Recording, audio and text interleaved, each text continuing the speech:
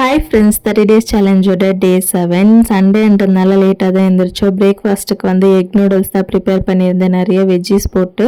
எனக்கு எக்கை வந்து ஸ்க்ராம்பிள் பண்ணி ஆட் பண்ண பிடிக்கும், அதில் ஆட் பண்ணால் எனக்கு அவ்வளோவா பிடிக்காது. உங்களுக்கு எப்படி பிடிக்கும்னு மறக்காமல் கமெண்ட்ஸில் சொல்லுங்கள். பிரேக்ஃபாஸ்ட் எல்லாம் சாப்பிட்டுட்டு தம்பி வந்து தூங்கிட்டு இருந்தான்னு சொல்லிட்டு நானும் ஹஸ்பண்டும் ஷாப்புக்கு போய் ஃபிஷ் எல்லாமே வாங்கிட்டு வந்தோம். ஏகப்பட்ட ஃபிஷ் இருந்துச்சு, அதில் எனக்கு பேர் கூட தெரியாது.